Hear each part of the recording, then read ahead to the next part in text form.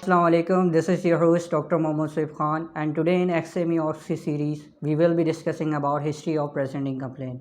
हमने जैसे कि प्रीवियस वीडियोस में डिस्कस किया था in detail about history taking और उसके बाद हमने सिस्टमिक रिव्यू पे बात की थी।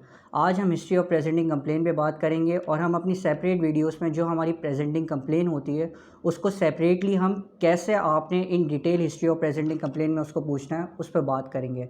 आज का जो टॉपिक हमारा होगा वो होगा पेन पे। So basically when a patient is presenting to you with a complain of pain, आपके पास एक निमोनिक माइंड में होना चाहिए सॉक्रेट्स, जिसकी जो आपके पास फुल फॉर्म है वो साइट, ऑनसेट, कैरेक्टर, रेडिएशन या फिर शिफ्टिंग, एसोसिएटिंग सिम्टम्स, टाइम, एक्सरबेशन और रिलीविंग फैक्टर्स और सिवेरिटी। ये बेसिक आपके माइंड में होने चाहिए और इससे रिलेटेड फिर आप अपने क्वेश्चंस को पूछेंगे। So like if a patient is presented to you with a complain of pain, तो आपका सबसे पहला सवाल होगा कि where is the pain located, तो आप उससे उसकी साइट के बारे में पूछोगे। सेकंड क्वेश्चन आपका ऑनसेट पे होगा कि आइदर इट वाज एक्यूट और क्रॉनिक, मतलब कि उन्हें फ़ौरन से सडन ऑनसेट हुआ था इस पेन का या फिर ग्रेजुअल ऑनसेट हुआ था।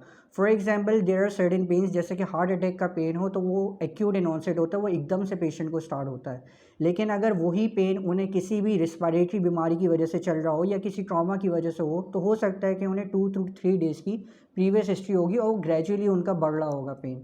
इसी के साथ साथ आपके पास ऑनसेट के बाद कैरेक्टर होना चाहिए। There are different types of character of different type of pain. For example a pain can be dull, या फिर चेस्ट हैवीनेस महसूस हो सकती है, या फिर शार्प स्टैबिंग पेन आपको महसूस होता है। ये हर बीमारी में आपको अलग किस्म का पेन, अलग कैरेक्टर का पेन आपको मिल रहा होता है। पेन के कैरेक्टर के साथ रेडिएशन पे भी हमें बात करनी होती है कि आया ये पेन कहीं पे रेडिएट या शिफ्ट तो नहीं कर रहा। फॉर एग्जांपल अगर एंजाइना का पेन हो तो वो एट टाइम्स आपके लेफ़्ट आर्म पे, नेक पे या जॉ पे भी रेडिएट करता है, तो ये आपको इंडिकेट करेगा कि अगर पेशेंट से आप पूछेंगे कि ये पेन कहीं पे रेडिएट तो नहीं कर रहा और वो आपको ये बताए कि हाँ भी मेरे ये लेफ़्ट शोल्डर पे, नेक पे या जॉ पे रेडिएट कर रहा है पेन, तो इससे आपको आइडिया हो सकता है कि ये पेशेंट को एंजाइना का अटैक तो नहीं आ रहा। इसके साथ साथ रेडिएशन के बाद आप एसोसिएटिंग सिम्टम्स पूछेंगे कि पेशेंट को पैल्पिटेशंस, नोज़िया, वॉमिटिंग, फीवर या किसी और किस्म की कोई शिकायत तो नहीं महसूस हो रही। एसोसिएटिंग सिम्टम्स के साथ आप टाइम ड्यूरेशन पूछेंगे कि पेन कितने वक्त तक रहता है, वो कंटिन्यूस है, वो 5 मिनट के लिए, वो 10 मिनट के लिए या फिर लंबे पीरियड के लिए वो है। और उसके बाद आप टाइम के बाद एक्सरबेटिंग और रिलीविंग फैक्टर्स के बारे में पूछते हैं कि आया ये पेन कोई काम करने से उनका मज़ीद बढ़ तो नहीं रहा, लाइक कहीं उनको बैंड करने में या सीधे लेटने में या कोई काम करने की वजह से इस पेन की शिद्दत में इंक्रीज़ तो नहीं आ रहा, या फिर कुछ ऐसा काम करने में जैसे मेडिकेशंस लेने पे या फिर कि प्रॉपर पॉस्चर पे उनका ये पेन रिलीफ तो नहीं हो रहा।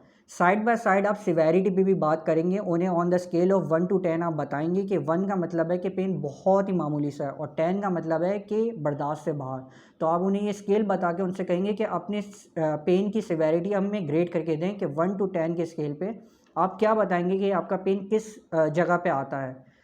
अब हम बात करेंगे कुछ एग्जाम्पल्स रखते हुए कि पेन अगर आपके पास पेशेंट प्रेजेंट करे किसी भी मखसूस साइट के हवाले से तो आप उसे कैसे अप्रोच करेंगे। फॉर एग्जांपल अगर एक पेशेंट चेस्ट पेन के साथ कंप्लेन के साथ आता है तो आपका सबसे पहली बात तो ये आगे साइट उसने बता दिया कि चेस्ट। अब आप उससे ये बोलेंगे कि मुझे लोकलाइज़ करके बताएं कि कहीं पे आप लोकलाइज़ कर सकते हैं इस पेन को, आप कहीं पे पॉइंट आउट कर सकते हैं कि ये आया पेन आपके किसी मखसूस रीजन पे है या फिर डिफ्यूज़ आपके पूरे चेस्ट पे है। इसके साइड बाय साइड आप अगेन आपका सेकेंड क्वेश्चन था ऑनसेट, कि ये पेन उन्हें एकदम से स्टार्ट हुआ या फिर ग्रेजुअल स्टार्ट हुआ। So for example a patient is present in you with a complain of chest pain which is diffuse and sudden in onset. Character वो बता रहे हैं कि डल है और हैवीनेस उन्हें चेस्ट पे महसूस हो रही है। रेडिएशन वो बताते हैं कि लेफ़्ट आर्म, नेक और जॉ में जा रहा है। और आपके इसके साथ एसोसिएटिंग सिम्टम्स बताते हैं कि उन्हें पैल्पिटेशंस मतलब दिल की धड़कन तेज़ी से महसूस हो रही है उन्हें और स्वेटिंग हो रही है। और इसके साइड बाय साइड वो उन्हें नोज़िया जैसी भी कंडीशन महसूस हो रही है। एसोसिएटिंग सिम्टम्स के बाद हमारे पास टाइम ड्यूरेशन वो बताते हैं कि ये दर्द उन्हें 10 मिनट के लिए रहा था और उसके बाद ये कम हो गया था, फिर थोड़े टाइम बाद दोबारा से शुरू हुआ।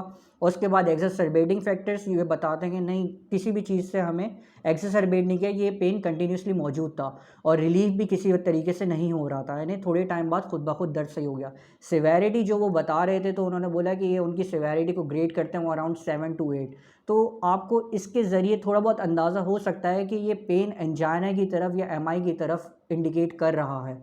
बाद में आप अपने जो सिस्टमिक रिव्यू होगा या मज़ीद क्वेश्चंस होंगे उनको इवैल्यूएट करके प्रॉपर डिफरेंशियल बना सकते हैं। तो हिस्ट्री ऑफ प्रेजेंटिंग कंप्लेन का असल मकसद यही होता है कि आप जब भी पेन की कंप्लेन पूछ रहे हो या किसी भी हवाले से उनसे सवाल पूछ रहे हो तो आपके माइंड में डिफरेंशियल डायग्नोसिस बनना स्टार्ट हो जाए। सेकेंडली, एक important question history of presenting complain में ये है कि जब भी पेशेंट आपके पास आए आपका सबसे पहला सवाल उनसे ये होना चाहिए कि ये जो आपको तकलीफ़ स्टार्ट हुई ये स्टार्ट होने से कितने वक्त पहले आप बिल्कुल ठीक थे। Like according to my patient या फिर patients attendant he was in his और her usual state of health dash, मतलब days back, months back, years back, किस वक्त वो सही थे और उस वक्त उन्हें क्या कंप्लेंट स्टार्ट हुई थी, क्योंकि कभी कभी कुछ जो शिकायतें होती हैं वो प्रीवियस ऑन गोइंग बीमारी से भी रिलेटेड होती हैं। तो ये वाला सवाल आपको सबसे पहले पूछना है, फिर जो भी उसकी प्रेजेंटिंग कंप्लेन है उसको डिटेल में लेके चलना है। सेकेंडली, अगर आपके पास वो एब्डोमिनल पेन की कंप्लेंट्स आ रहा है तो जैसे कि स्क्रीन में आपको नज़र आ रहा होगा कि हमारे पास एब्डोमेन में सबसे बेहतर तरीका ये है कि आप एब्डोमेन को 9 क्वाड्रेंट्स में डिवाइड कर लें और उस हवाले से फिर जब आप लोकलाइज करवाएंगे पेशेंट को तो आपको आसानी होगी, क्योंकि जब आप 9 क्वाड्रेंट्स में डिवाइड कर लेंगे आपके ऑर्गन्स एक जगह पे स्पेसिफिक हो जाएंगे। और जब patient for example right upper quadrant pen की कंप्लेन करते हैं तो आप सोच सकते हैं कि भाई ये लिवर की तरफ इंडिकेट कर सकता है, ये गॉल ब्लैडर की तरफ इंडिकेट कर सकता है, या फिर कभी कभी अगर फ्लैंक की भी आपके पेन जो होता है वो किडनी की तरफ इंडिकेट कर सकता है। आप यहाँ पे सिग्मोइड कोलोन या फिर किसी और चीज़ का नहीं सोचेंगे, क्योंकि ऑब्वियसली आपको पता है कि राइट अपर क्वाड्रेंट में उसका पेन नहीं आ सकता। तो इस हवाले से आपको ईजी भी हो जाएगा। और इसी तरीके से एब्डोमिनल पेन में जो एसोसिएटिंग कंप्लेंट्स होंगी वो nausea, vomiting, altered bowel habits की, फूड के हवाले से आप पूछेंगे अगर उसे एपिगैस्ट्रिक पेन हो रहा है तो फूड लेने से वो रिलीफ हो रहा है या फिर फूड लेने के बाद वो मजीद एक्सरबेट हो रहा है, तो इससे आपका पेप्टिक अल्सर और ड्यूडेनल अल्सर पे भी डिफ्रेंशिएट हो सकता है। सिमिलरली राइट अपर क्वाड्रेंट में जैसे मैंने बताया कि कोलीलिथियासिस, गॉल स्टोन्स के भी पेन हो सकते हैं, लिवर का भी पेन हो सकता है, फ्लैंक रीजन में आपके किडनी स्टोन्स के पेन आ सकते हैं। इसी तरीके से आपके पास अगर वो इंग्वाइनल रीजन में पेन की कंप्लेन कर रहा है so it could be because of hernia, तो आपको काफ़ी हेल्प मिल जाती है। इसी के साथ हम पेन का जो टॉपिक है यहाँ पे एंड करेंगे, फिर इंशाल्लाह दूसरे टॉपिक में आपसे डिस्कस करते हैं। See you in next video, till then take care, अल्लाह हाफिज़।